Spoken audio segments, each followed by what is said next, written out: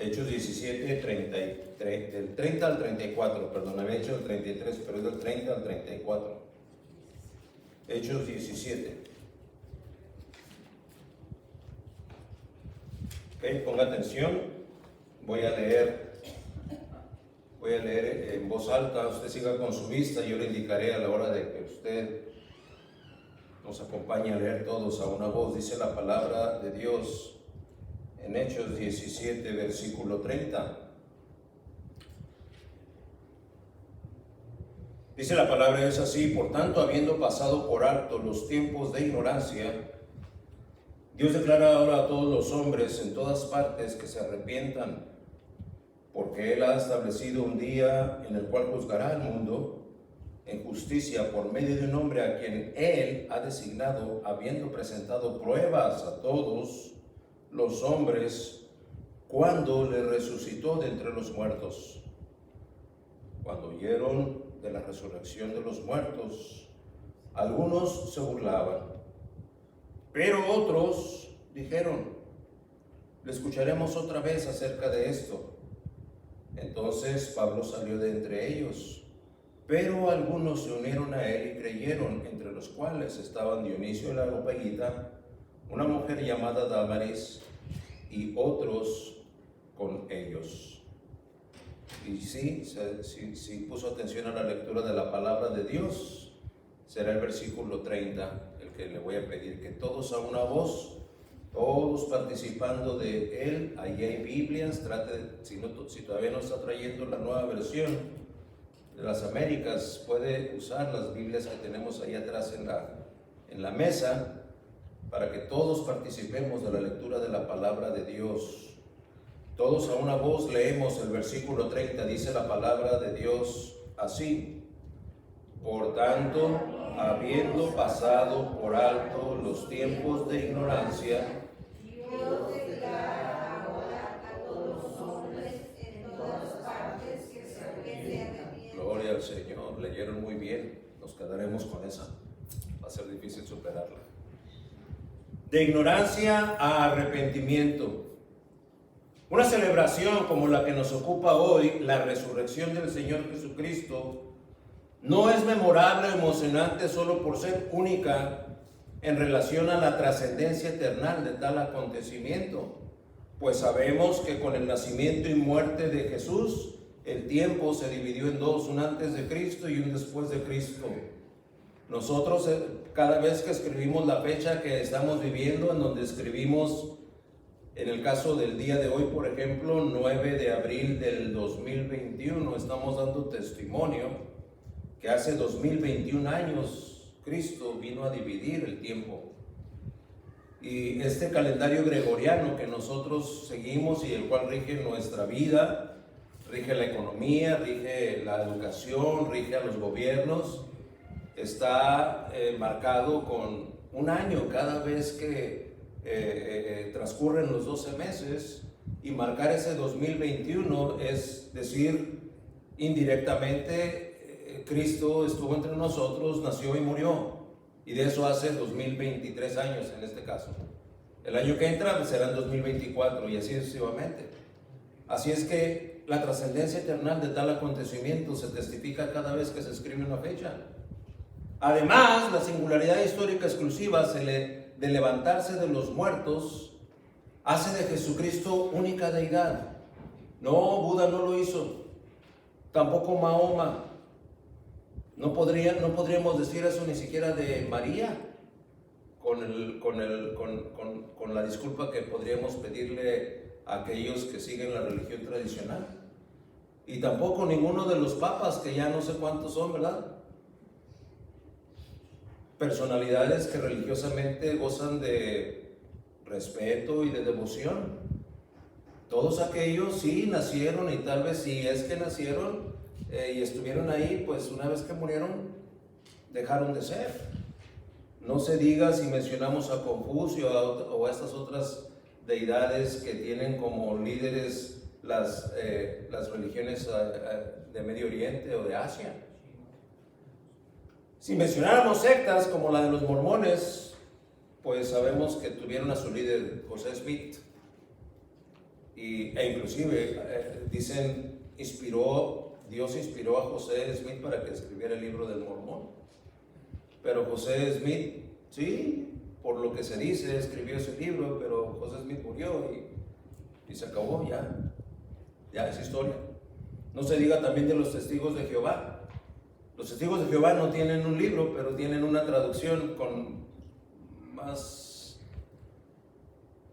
fraude en su traducción de la que pudiera alguien imaginarse, para hacer coincidir su sistema de creencias con lo que su Biblia dice. Entonces alteran y hacen que la palabra de Dios diga algo que realmente no dice. Así es que dice, no, también te lo puedo enseñar de tu Biblia. Si me lo enseñas de mi Biblia, tu doctrina se va por los suelos. Pero el buen Carlos Russell también vivió y murió. ¿Qué me dice de Elena White y sus escritos? Tal vez sea una de las denominaciones más estudiosas respecto de la historia original de la Biblia, los adventistas. Y a la par de que cada predicador adventista, yo no sé si usted lo sepa, pero a la par de tener la palabra de Dios en su púlpito, tiene el libro de Elena White.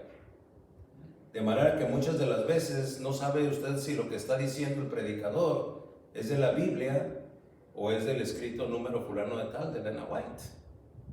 Pero Elena White también supuestamente recibió revelación de Dios para escribir ese libro, y ella nació, creció, se desarrolló, fue ungida de acuerdo a lo que la secta de los adventistas supone, pero murió y ahí quedó en la tumba. De manera que se sabe de todas esas deidades que, si bien vivieron, y siempre y cuando así haya sido, por seguro, habiendo muerto, no existe uno solo que se haya levantado de los muertos. ¿Cómo sabe usted eso, hermano? Porque no hay evidencia y porque ellos mismos no reclaman haber resucitado. Sí, estuvieron ahí, y quienes le siguen solamente pueden hacer referencia de lo que hicieron en vida. Pero gloria al Señor, nosotros tenemos un Dios que se levantó de los muertos. Y Él vive. De ahí la singularidad a la que hice referencia. La resurrección de Jesús, llamado el Cristo, es memorable, sí, y emociona también, pero conmociona y alcanza en los ya creyentes a conmover lo más profundo de esa nuestra naturaleza espiritual.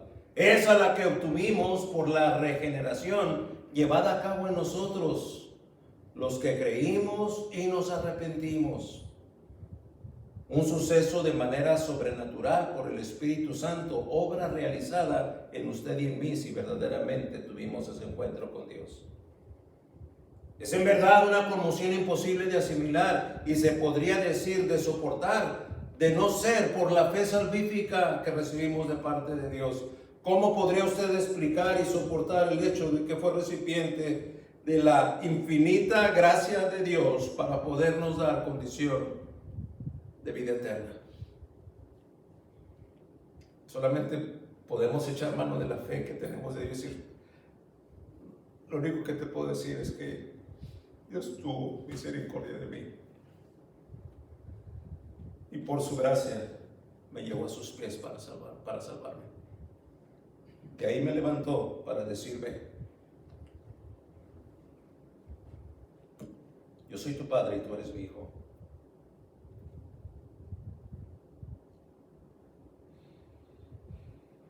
Y en las playas celestiales hay un lugar preparado para ti. ¿Qué hice? Fue su pura gracia. Fue su pura gracia.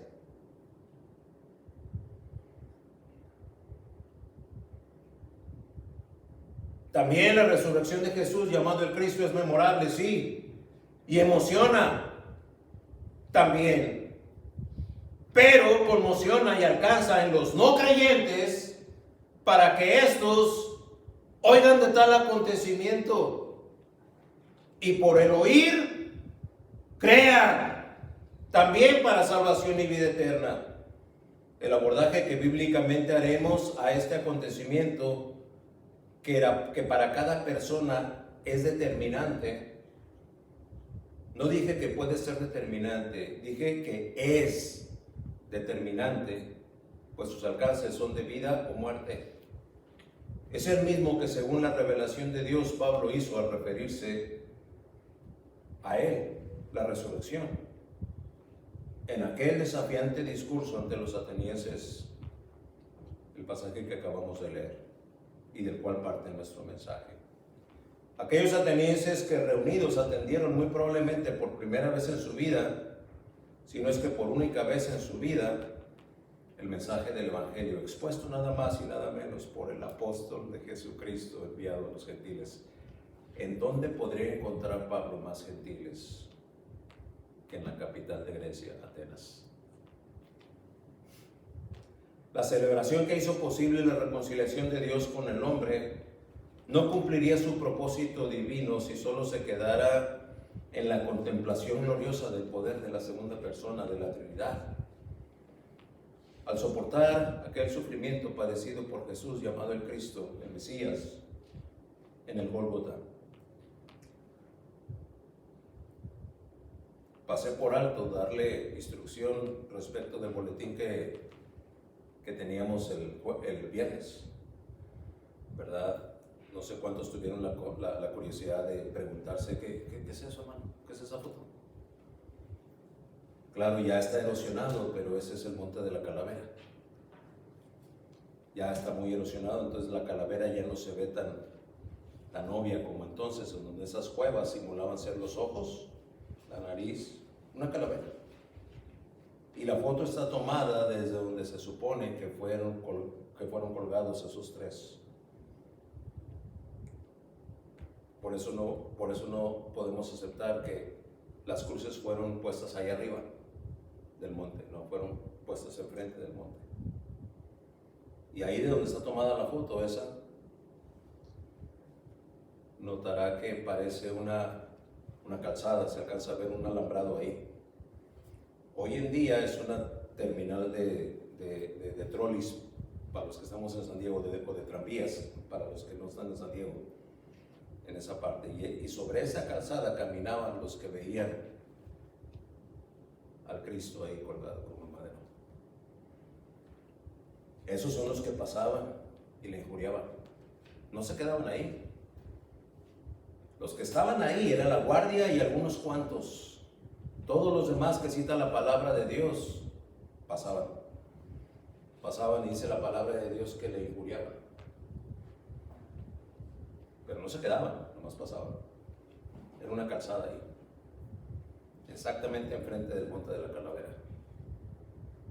Usted me dice, hermano, ¿qué le representó a usted estar ahí? Ya se lo he dicho varias veces, solamente temblaba. Gloria al Señor, el guía que nos llevó ahí al jardín de la tumba, porque el Calvario está precisamente en esa delimitación del jardín de la tumba. Hizo una tremenda exposición del Calvario. Aprendí yo entonces que no fue sacrificado allá arriba, fue sacrificado ahí enfrente. Y después de esos 20 minutos de su extraordinaria exposición, fuimos a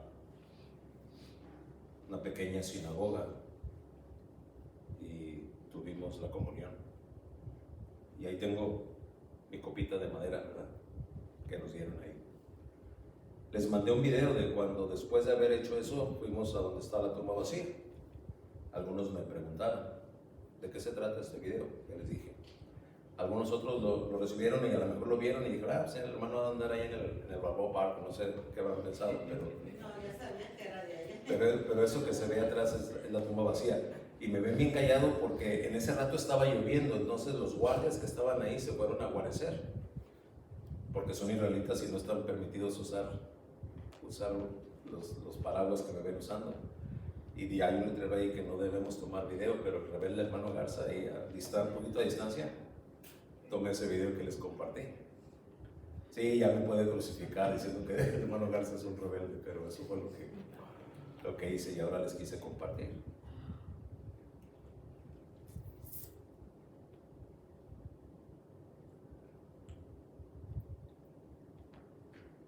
ese sufrimiento padecido por Jesús llamado el Cristo ahí en el Gólgota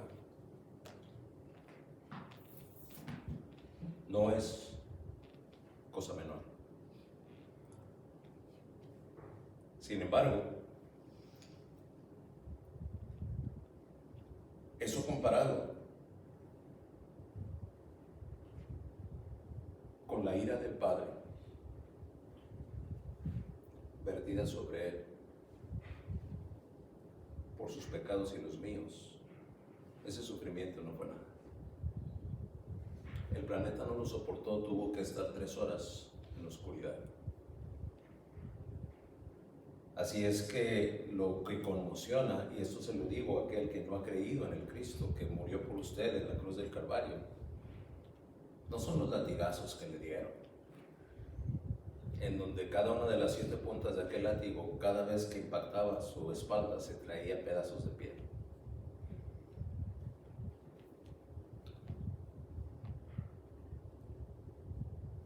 El más alto índice de su sufrimiento no tuvo que ver con el hecho de que le arrancaran la barba. No tuvo que ver con el hecho de haber recibido literalmente un batazo en la cabeza de parte de aquel, algo así. Dice que agarró la lanza, ¡pah!, le pegó en la cabeza cuando estaba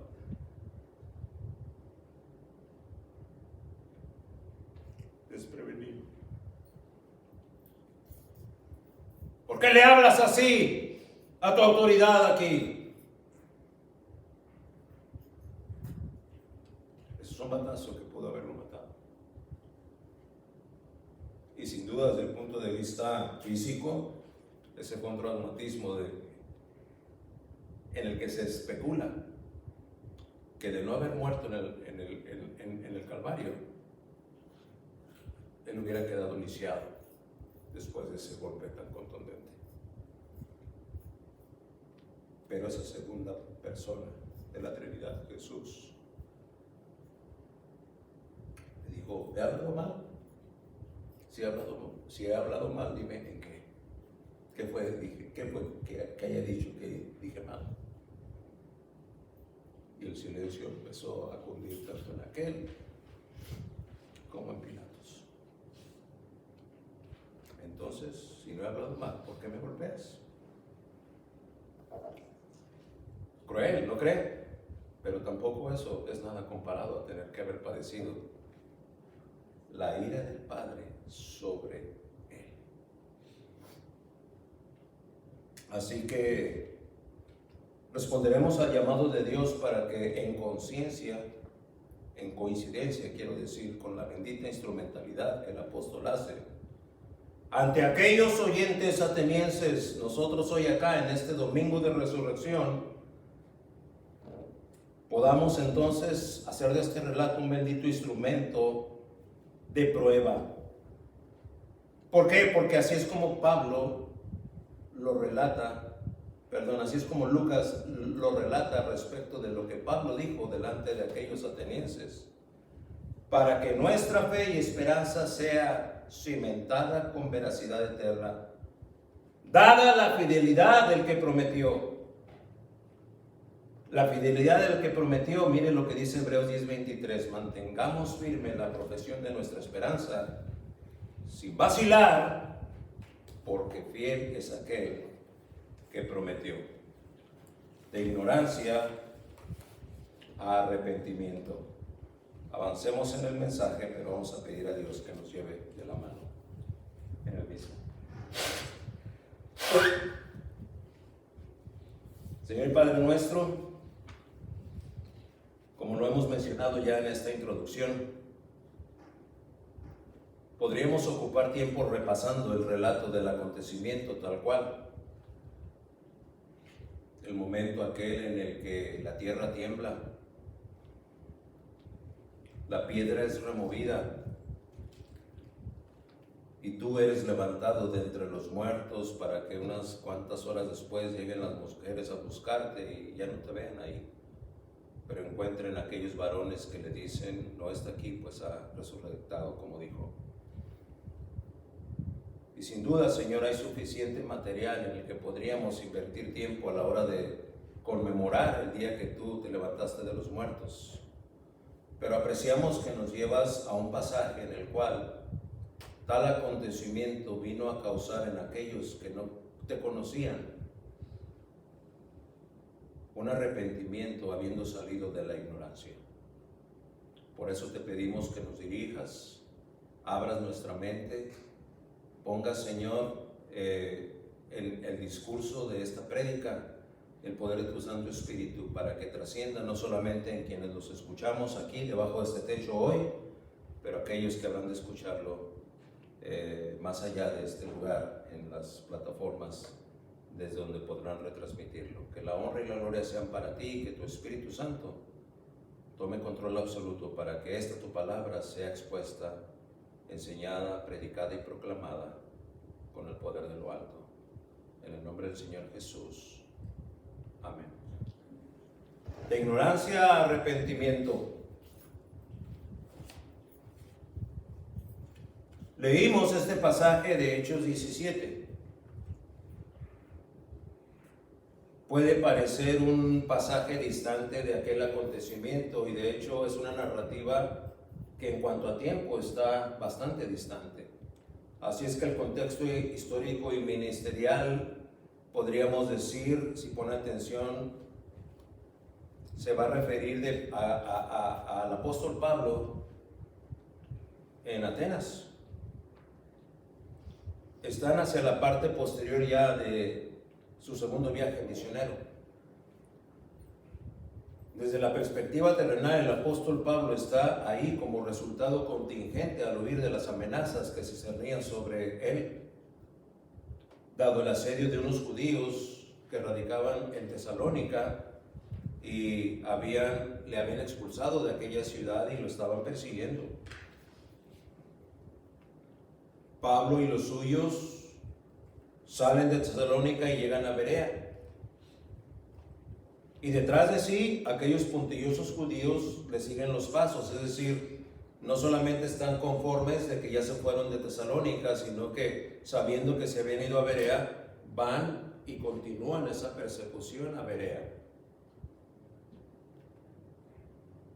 Los hermanos de Berea se dan cuenta y lo sacan de ahí con rumbo desconocido hacia el mar, dice la palabra de Dios. Y así es que providencialmente llega a Atenas. No era el plan de llevarlo a Atenas. Solamente saquémoslo de aquí, porque si llegan estos judíos van a causar aquí tal vez un quebranto al ministerio y tal vez vayan en contra de la vida de Pablo. Así es que, hermanos, llévenselo hacia el mar. Y aquellos salen de Berea con rumbo desconocido y terminan en Atenas. Timoteo se queda en Berea y tal vez él es el que tiene que lidiar un poco con estos judíos, pero ellos iban detrás de Pablo. Así es como providencialmente Pablo es llevado por Dios a Atenas. Así es que llega a Atenas. Para entonces ha pasado ya algún tiempo del acontecimiento al que Pablo se va a referir en su discurso. ¿Cómo cuánto tiempo, hermano? Entre 15 y 20 años. El apóstol Pablo está en su segundo viaje misionero. Cuando el apóstol empezó su primer viaje misionero, ya habían acontecido más de 10 años de la presencia de Dios en la persona de Jesucristo aquí en la tierra. Y aquí estamos ya en el segundo año. En otras palabras, ya pasaron los 3 años que pasó en Éfeso. Entonces estamos entre 15 y 20 años, cuando Pablo hacia el final del segundo viaje misionero, tomando como referencia este tiempo que él llega a Atenas y cuando la resurrección se llevó a cabo, podemos ver que se ubica más o menos entre 15 y 20 años. ¿Se acuerda usted dónde estaba hace 15 o 20 años?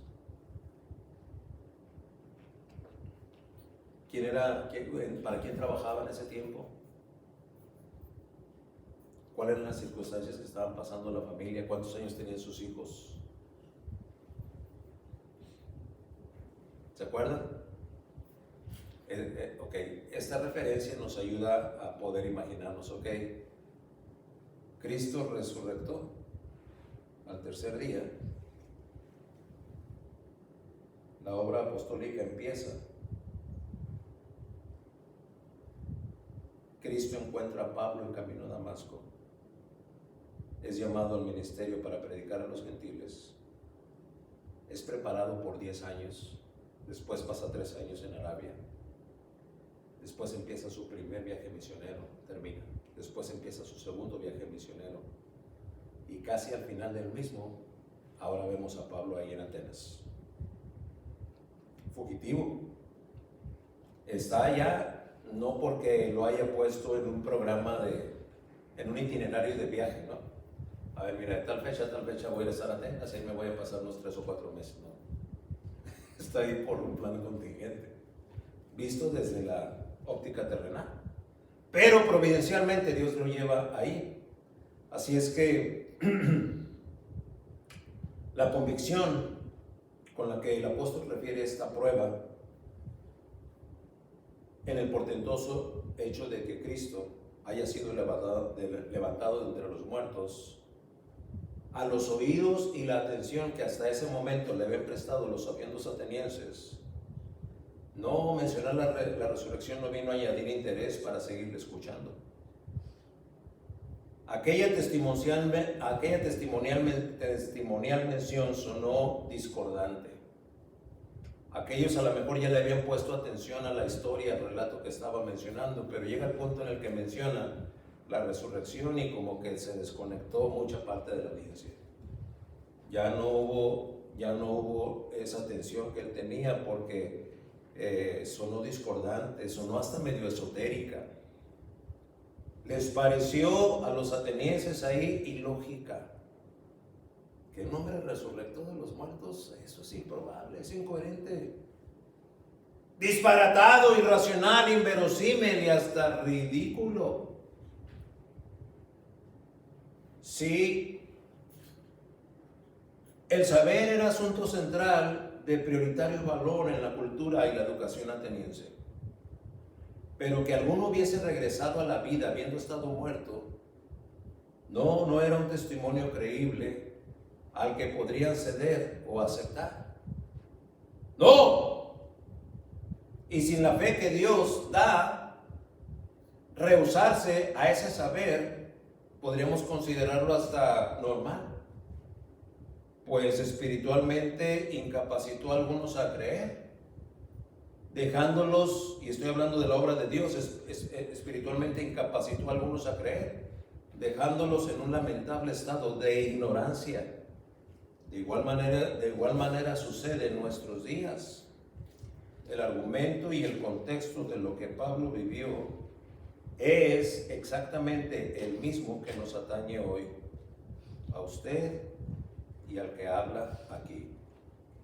Por eso habremos de prestar atención a estos 3 puntos en el que no conoce a Dios va a salir de la ignorancia al arrepentimiento. Y el que ya conoce a Dios recordará esa ignorancia de la que fue sacado para poder practicar un arrepentimiento cotidiano. Es que asumimos muchas veces que nada más fue necesario arrepentirnos una vez, pero nuestra naturaleza carnal nos hace estar ofendiendo a Dios de manera continua y no continuamente nos arrepentimos. ¿Por qué? Por la ignorancia.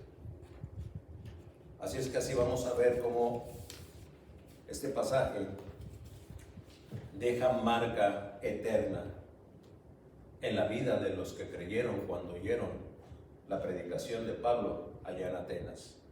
Punto número 1, pasar por alto la ignorancia.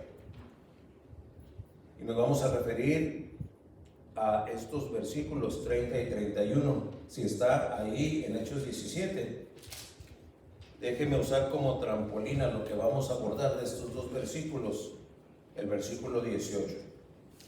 Y si tiene tiempo, lea todo este capítulo 17, se va a edificar sobremanera. Dice la palabra de Dios en el versículo 18 del mismo pasaje de Hechos 17. También discutían con él algunos de los filósofos epicúreos y estoicos, y algunos decían: ¿qué quiere decir este palabrero? Parece ser un predicador de divinidades extrañas. Decían otros: ¿por qué les predicaba a Jesús y la resurrección? Versículo 19. Entonces tomaron a Pablo y lo llevaron al Areópago diciendo: ¿podemos saber qué es esta nueva enseñanza que usted proclama? 20. Porque le oímos decir cosas extrañas, por tanto queremos saber qué significa. Es que para los atenienses el querer saber era un sello que su sabiondismo reclamaba, ¿no? Era como una competencia. A ver, este trae un mensaje nuevo, a ver. Estamos oyendo que anda ahí haciendo discursitos aquí, discursitos allá, véngase para acá.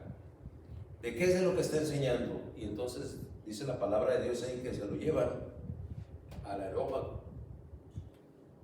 El Areópago, usted ha visto esas obras grandes de los griegos, ¿no? En donde es un tremendo edificio con un techo a dos aguas, de manera que se forma un triángulo en la parte de arriba y luego tiene muchas columnas. Y luego es un espacio plano, una plataforma plana, ¿verdad? Es el Areópago. Y agarran a Pablo y dicen: a ver, andas predicando aquí y allá y te vemos en las esquinas y todo, y parece que traes un mensajito, a ver, dinos de qué se trata, pero vente para acá. Y se lo llevan y lo ponen en el Areópago. O sea, un extranjero en la ciudad de Atenas ahora está ubicado en donde nada más y nada menos tiene la oportunidad de predicar el Evangelio. De manera que así es como el Evangelio es proclamado. Ante la presunción de muchos respecto de su sistema de creencias en contra del personal e individual concepto de Dios, así como de su sublime gracia, así como de la magnitud de su gloria en la obra divina de la salvación, no encuentra afinidad o coincidencia, Pablo expone magistralmente en Atenas el Evangelio de Cristo. Su punto central de sustento absoluto es una prueba inobjetable de que el Dios no conocido, al que los atenienses inclusive le tenían ya un altar ahí vacío, vivió entre nosotros, murió como un maldito colgado en una cruz romana, fue sepultado y levantado entre los muertos al tercer día, para 40 días después ascender a las Pléyades celestiales. Se les indigestaba por su ignorancia. Por su ignorancia. ¿Cuántas cosas ustedes y yo hacíamos por nuestra ignorancia antes de conocer al Señor? ¿Cuántos, inclusive cuando ya le hemos conocido, seguimos con ese rastro de ignorancia? Pues para los atenienses no iba a ser difícil salir de esa ignorancia respecto del mensaje de Dios. Sabían mucho. O si le hubieran preguntado probablemente de los dichos de Sócrates o de Platón, de todos estos grandes filósofos, los atenienses pueden haber dado una cátedra. O a ver, explícame cómo está esto de la mitología griega, donde está Zeus, el dios al que todos veneran, y ¿quién los para? Pero ahora están oyendo de Cristo y caray. Pablo había andado caminando en Atenas y miren lo que dice el versículo 22 y 23. Ahorita leímos unos cuantos, pero dice el 17-22, estoy en Hechos. Entonces Pablo, poniéndose en pie en medio del Areópago, dijo: varones atenienses, percibo que ustedes son muy religiosos en todo sentido. No estaba mintiendo, no estaba adulándolos. Estas no eran palabras de lisonja, era una descripción fiel, ¿verdad? Varones atenienses, percibo que ustedes son muy religiosos en todo sentido. Sigue diciendo, porque mientras pasaba y observaba los objetos de su adoración, hallé también un altar con esta inscripción: al Dios desconocido, pues lo que ustedes adoran sin conocer, eso les anuncio yo. Así es que los atenienses dijeron, caray, mira, tenemos ya ahí un altar donde no hay nada puesto encima, ¿verdad? El puro altar está ahí. Está, vamos a decir, no está dedicado todavía a nadie en particular. Está dedicado, ahí dice abajo, al Dios no conocido. Entonces Pablo toma eso y les dice, ya están en la ropa, ¿verdad? A unos atenienses, yo sé que ustedes son bien religiosos, ya lo vi, ya me di cuenta, y andando por ahí me encontré un altar en donde ustedes tienen escrito ahí al Dios no conocido. O sea, ese Dios que ustedes desconocen, ese Dios del que ustedes son ignorantes, es ese Dios del que yo voy a hablarles. Y entonces se enganchan. Ah, caray. Voy a aprender algo, voy a poder saber algo más. Y de él les dice, bueno, ese Dios que ustedes no conocieron vivió entre nosotros. Murió como un maldito colgado en una cruz romana, fue sepultado, levantado de entre los muertos al tercer día, para 40 días después ascender a las Pléyades celestiales. La secuencia narrativa del contexto inmediato anterior lleva al apóstol a declararles en su cara a los presuntuosos atenienses. Claro, esto no lo dice la Biblia, es lo que podemos interpretar por la postura de Pablo. No son más que un montón de ignorantes estos atenienses. Ignoran el conocimiento que verdaderamente tiene un valor eterno. Estos lo ignoran, no son más que un montón de ignorantes. Y así es como vemos en el versículo 30, que es este primer punto. Dios, el que Pablo anuncia, va a pasar por alto esa ignorancia, como diciendo, atenienses, Dios no va a tomar en cuenta que ustedes ignoran la naturaleza eterna de este Dios.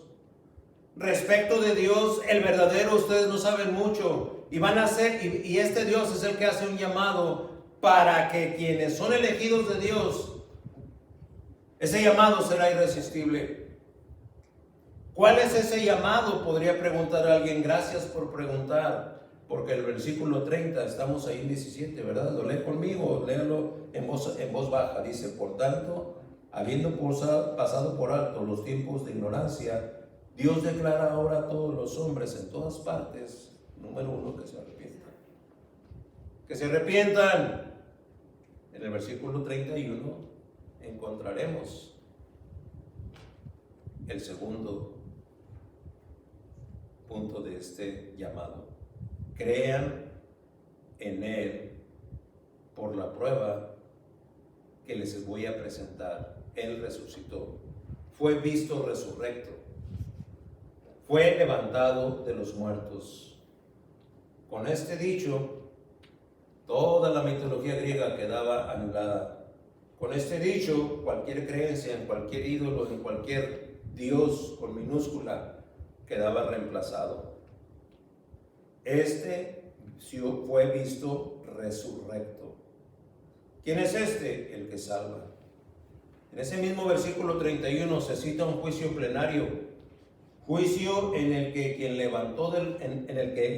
levantó de los muertos al resurrecto será quien con justicia juzgue y en su caso justifique al que haya creído por el elemento de prueba. ¿Cuál elemento de prueba? La resurrección. El que haya creído y asimismo se haya arrepentido por causa de la convicción de pecado, detonada también por el poder del Espíritu Santo en aquel o aquella, el Padre de Jesucristo va a pasar por alto la ignorancia.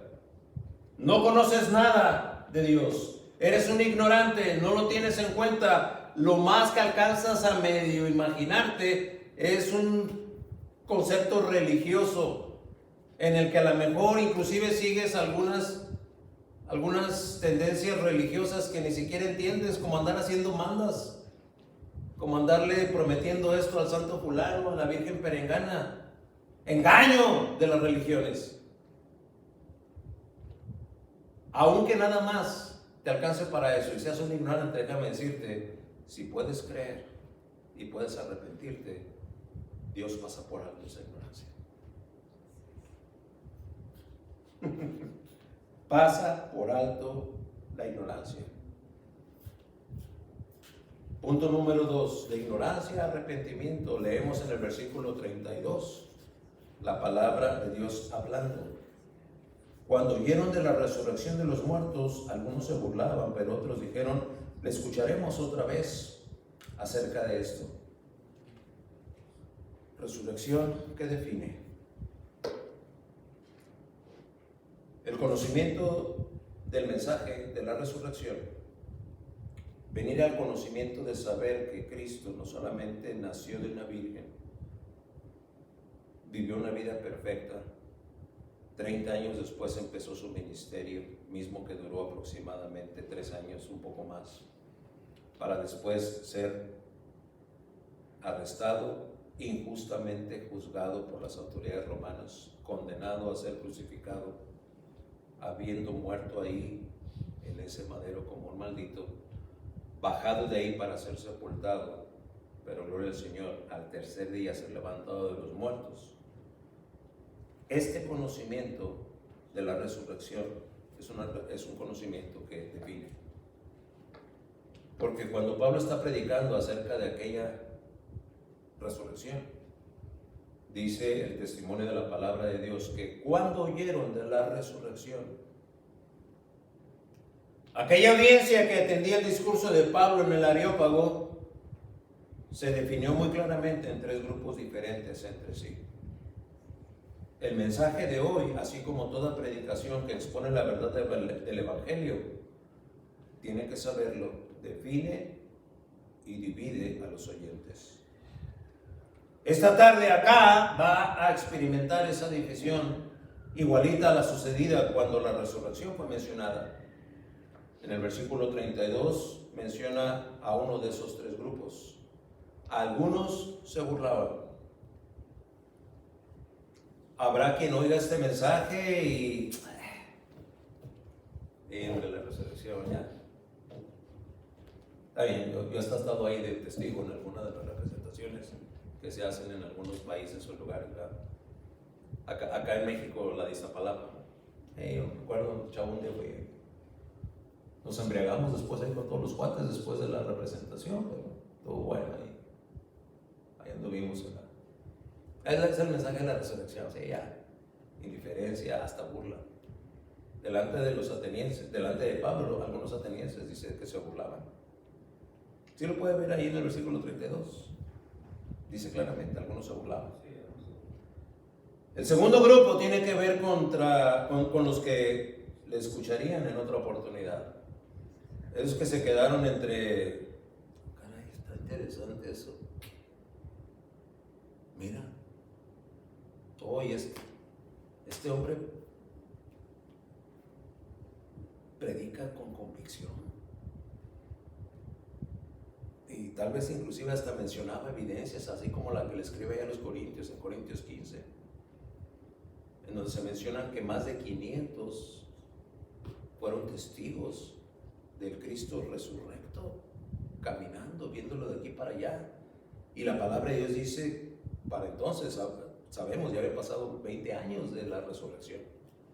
Pero Pablo dice, algunos de esos testigos oculares, presenciales de la resurrección, todavía viven. Por eso los corintios tuvieron que decir, caray, pues sí, cierto. Primero los Corintios 15 es un buen capítulo que le puedo prescribir para que Dios abone convicción a su fe respecto de la resurrección. Aquellos teniendo como referencia datos fehacientes y duros, no necesariamente creyeron, pero no rechazaron y se burlaron. Dice, bueno, ya tendremos oportunidad de oír de este mensaje en otra ocasión. Ese es el segundo grupo.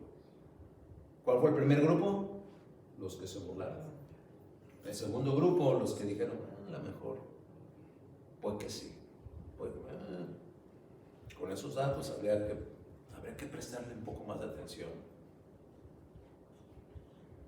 En el versículo 34 encontramos al tercer grupo. Dice el versículo 34 así: pero algunos se unieron a él y creyeron, entre los cuales estaban Dionisio el Areopagita, una mujer llamada Dámaris y otros con ellos.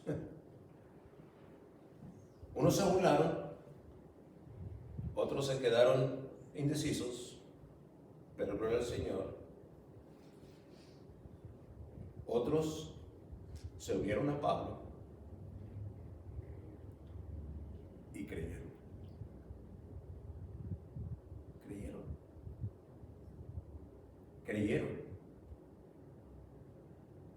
Aquí se levanta una interrogante doctrinal. Hay que hacer esta pregunta: ¿por qué no creyeron todos? ¿Será acaso que no quisieron creer? ¿Qué diría usted? La oportunidad estaba ahí, estaban siendo expuestos a la verdad eterna del Evangelio, al poder mismo de la palabra de Dios expuesta con fidelidad. ¿Qué mejor expositor del Evangelio que nada más y nada menos que Pablo? Olvídense de Spurgeon, olvídense de Pedro, olvídense de Juan, olvídense de Whitfield, olvídense de todos los teólogos que le vengan a la mente. Pablo es el que está exponiendo el mensaje, haciendo ejercicio plenario de su llamamiento y de su poder en Cristo para predicar la verdad. Y entre aquellos, algunos se burlan, otros se quedan indecisos. Son solamente unos cuantos que siguen a Pablo y creen. ¿Por qué no todos? Si aquel grupo, no sé, puede haber sido voy a vaticinar aquí un número, podrían haber sido unos 200, 300 atenienses, ahí bien atentos. Y conforme el discurso de Pablo avanza, llega el punto en el que menciona la resurrección, y yo me puedo imaginar en aquel auditorio algunos murmullos y algunos poniéndose de pie y saliéndose. Esos fueron los que se burlaban. Y los que quedaron, había unos que estaban ahí. En otra ocasión no iremos, y se salieron. Y quedaron los menos. Y entre esos menos hubo unos que siguieron a Pablo y creyeron. El apóstol enviado por Dios a los gentiles había expuesto de una manera magistral y contundente el Evangelio. El argumento era un argumento sólido, con una prueba presentada por el apóstol, un argumento inmejorable. Cristo, único que hasta entonces y hasta hoy y hasta siempre se ha levantado de entre los muertos. ¿Cómo objetarían los atenienses esa contundente prueba? Es que no fue por no querer creer.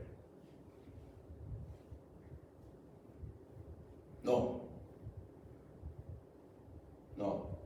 fue por no querer creer. Aquellos atenienses no tenían nada que ver con no querer creer. Tal vez ellos suponían que ellos no querían creer, pero no fue por no querer creer. Nunca ha sido. No es ni llegará a ser voluntad humana o voluntad de hombre creer en Cristo. El testimonio de Juan 1:12 y 13 lo certifica. Yo no me animaría a predicarle esto con esta convicción si no estuviera en muchos otros pasajes, pero solamente para anclarlo, dice la palabra de Dios en Juan 1:12. Estamos anclando esta verdad. ¿Cuál?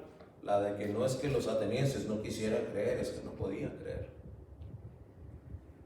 Juan 1:12 dice: pero a todos los que le recibieron les dio el derecho de llegar a ser hijos de Dios, es decir, a los que creen en su nombre. Versículo 13, que no nacieron de sangre, ni de voluntad de carne, ni de la voluntad de hombre, sino de Dios. ¿Por qué entonces se hicieron aquellos tres grupos? Respuesta, porque no todos pueden creer. La divina fe salvífica no es dada a todos los que oyen el precioso anuncio de las buenas nuevas para salvación. No es que quieran, es que no pueden, porque no han sido aceptos delante de Dios. Estamos hablando de una resurrección que define.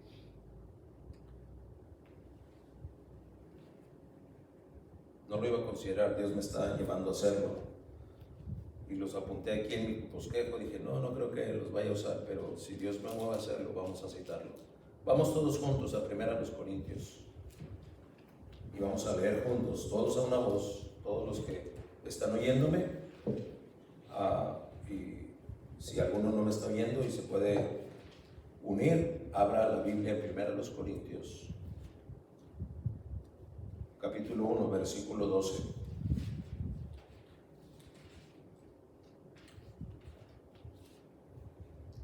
Vamos a ver cómo le escribe a los Corintios ahí en el 1:12 de su primera carta.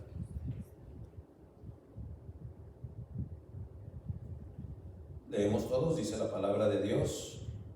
Me refiero a que cada uno de ustedes dice, yo soy de Pablo, otro yo de Apolos, otro yo de Cefas y otro yo de Cristo. Versículo 13, todos juntos. ¿Está dividido Cristo? ¿Acaso fue Pablo crucificado por ustedes? ¿O fueron bautizados en el nombre de Pablo? Ya la gracia de Dios nos alcanzó. Y es importante que ustedes sepan que no tienen que ser selectivos respecto de en quién ustedes creen. Fue Cristo el que les salvó. Fue en el nombre de Cristo, el nombre del Padre, del Hijo y del Espíritu Santo que ustedes fueron bautizados. El tema es la resurrección, así es que vamos a ir ahora a ver lo que dice Efesios 1:6. Y quiero que me ayuden participando todos los que estamos aquí. Algunos no participaron, incluyendo al pequeño Anthony. Anthony, participa, Anthony. Ok, ahí mira, tu mamá te va a compartir. Oh, ok. Bueno, agarra una Biblia cuando entre, creo que esas se alcanzan a ver. Están muy pirinolitas las letras. Están chiquitas, ¿verdad? Hay que ordenar una. Ordené dos Biblias que creo que es la que le voy a recomendar que compre. En Amazon cuesta $19. Las traigo el miércoles y el domingo para que la vean. Y podemos hacer un pedido para que sea el mejor instrumento que podamos utilizar aquí a la hora de venir a la iglesia. Dice Efesios 1:6, si alcanza a leer, acompáñeme. ¿Qué dice la palabra de Dios? Para alabanza de la gloria de su gracia, que gratuitamente ha impartido sobre nosotros en el amado. Gratuitamente impartido para nosotros en el amado. Dijimos, el tema es la resurrección. Mire cómo le suena este versículo, ahí mismo en Efesios, pero el 2:6. Capítulo 2, versículo 6 de la carta a los Efesios, donde dice la palabra de Dios, y con Él nos resucitó y con Él nos sentó en lugares celestiales en Cristo Jesús. ¿Cómo le suena eso? Estamos diciendo que Él vive, ¿verdad? Porque Él resucitó. En la dimensión divina no existe el tiempo. Lo que Él hizo con sus elegidos ya es una obra consumada. Usted es hijo de Dios. Bueno, de usted y de el que habla que somos hijos de Dios, dice, y con Él nos resucitó. Por eso somos hijos de Dios. Nos dio vida. nos dio vida, ya es un hecho. Primera de Juan nos habla que va a llegarse a manifestarse, pero no se va a manifestar nada que no seamos ya. Ya somos. Pero cuando se manifieste lo que habremos de ser delante de lo que Él es, entonces vamos a disfrutar la vida plena por la cual Él nos resucitó con Él. Y luego dice, y nos sentó en los lugares celestiales en Cristo Jesús. Es que cada hijo de Dios, en la perspectiva divina, ya está sentado con Él. Pero entonces, ¿qué estamos haciendo aquí, hermano? De acuerdo a su voluntad, estamos en una espera. ¿Y cómo habremos de esperar? La palabra de Dios nos instruye cómo esperar. Cuando menos, primera de Juan 3 nos dice que el que tiene esta esperanza, es decir, el que está esperando, se purifica a sí mismo como Él es puro. Dime tú si va a ser posible purificarse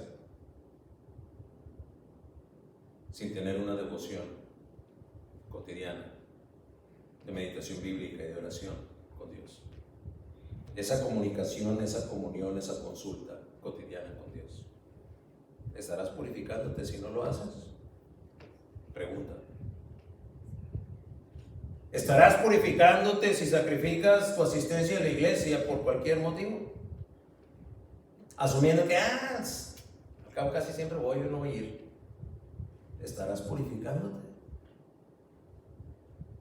Pero yo siempre he ido a la iglesia, porque no vaya hoy, no va a pasar nada. Un poco de levadura leuda toda la masa. Al menos eso es lo que dice mi Biblia, no sé qué diga la tuya. El que tiene esta esperanza se purifica. ¿Nota usted los alcances de la resurrección? Cuando habla que nos resurrectó con Él y nos tiene sentados, dice el 2:6. Este es un versículo que le vendría bien a usted y a mí memorizar. Es una perla preciosa de la sabiduría declarada por Dios que debe fundamentar nuestra fe. Vamos a leerlo otra vez. Todos participando en una voz, dice la palabra de Dios. Y con Él nos resucitó y con Él nos sentó en los lugares celestiales en Cristo Jesús.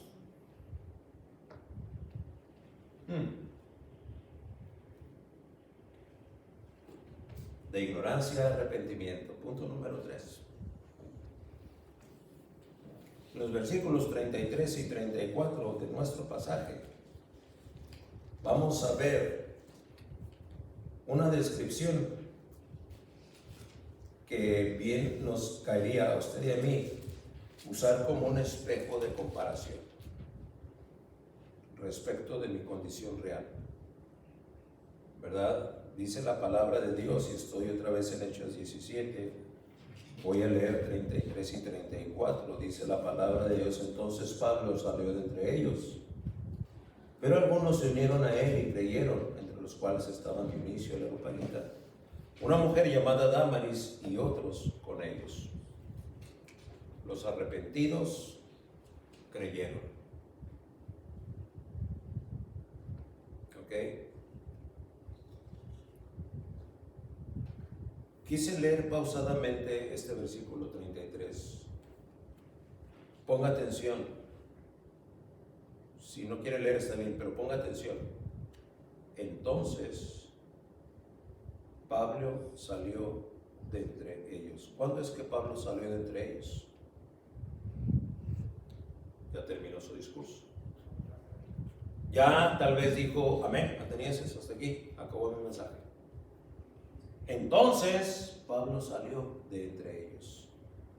Si Pablo entonces acá concluyó su discurso, ¿qué es lo que vemos que Pablo hace según el relato?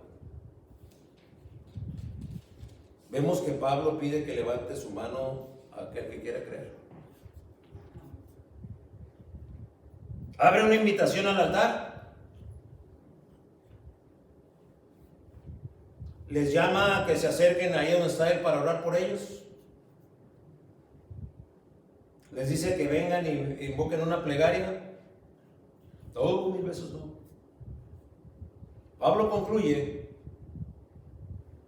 y sale de entre ellos. El anuncio del Evangelio ya había sido expuesto.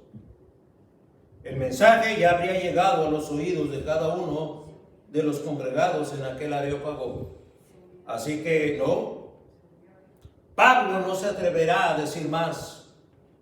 No como para influenciar psicológicamente a los oyentes. Les he platicado de aquella experiencia donde me tocó el Señor, donde Dios me dio la oportunidad de llegar a tocar una puerta, en donde un hombre de una presencia imponente, vestido vaquero, con un sombrero vaquero de esos costosos y unas botas de esas de piel exótica y todo, me abrió.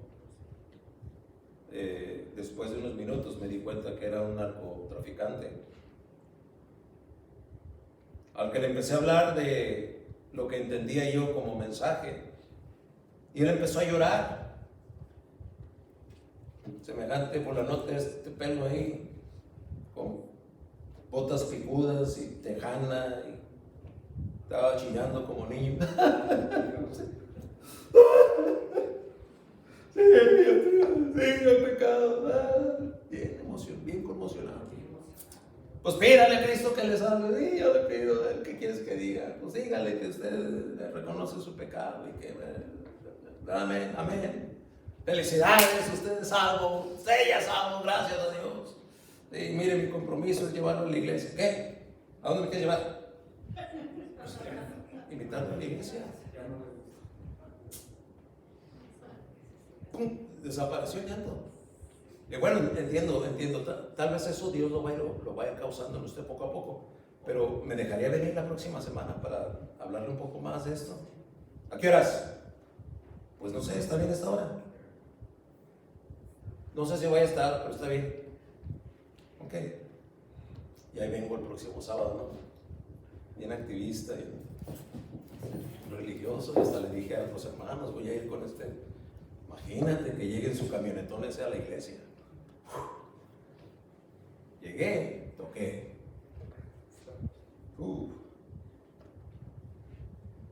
Me vio y me dijo, con maldiciones, ¿qué quieres? No, pues nada más estoy cumpliendo con lo que le dije, venir a visitarlo. No, vete mucho a quién sabe dónde.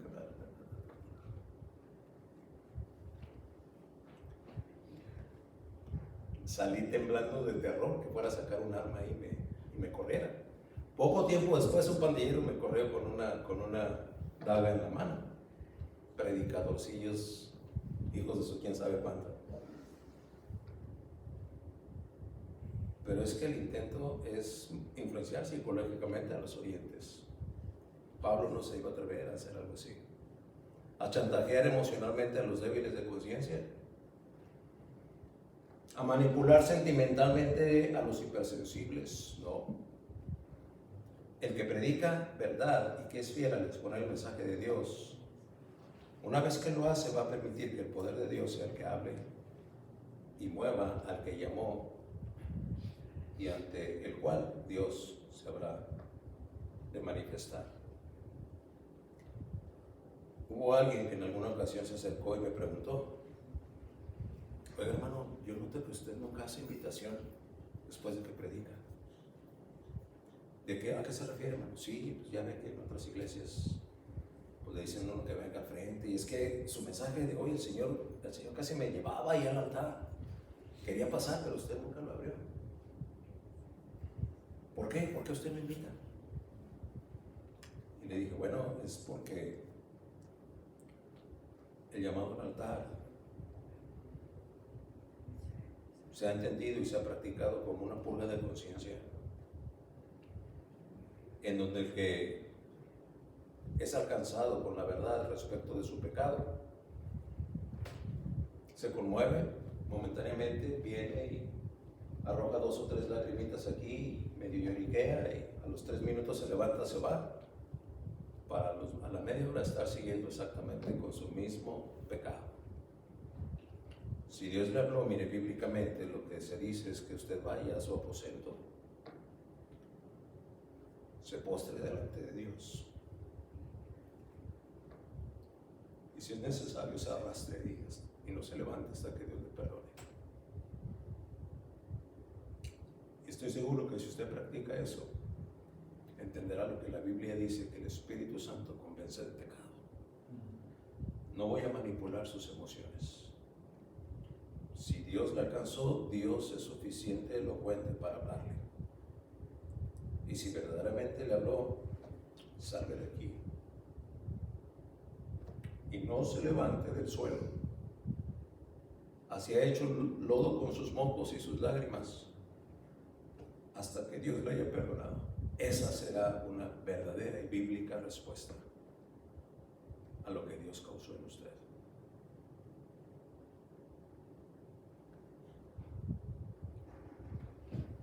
No falta que haya alguien que pregunte, oiga, pero si está siendo llamado por Dios y no se le da la oportunidad de hacer pública su profesión de fe, ¿qué va a pasar?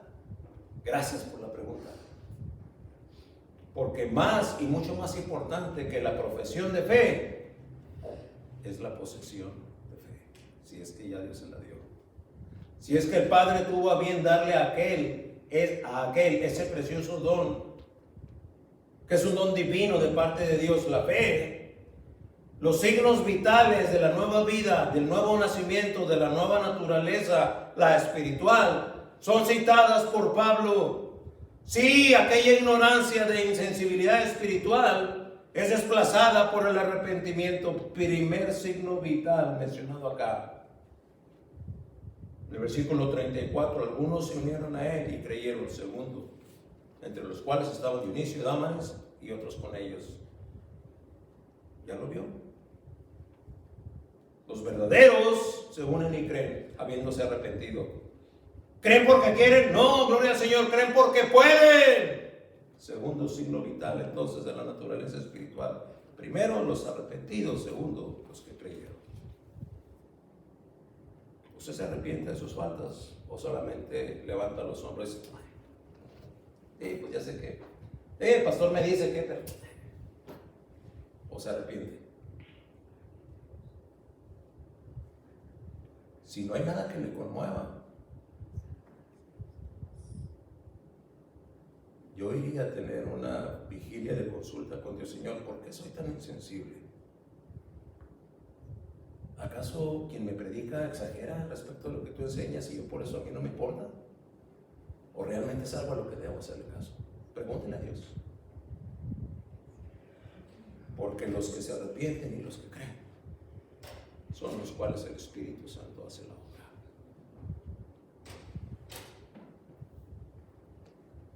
¿Verdad que los alcances de la resurrección van un poco más allá de solamente una contemplación, un recuerdo grato?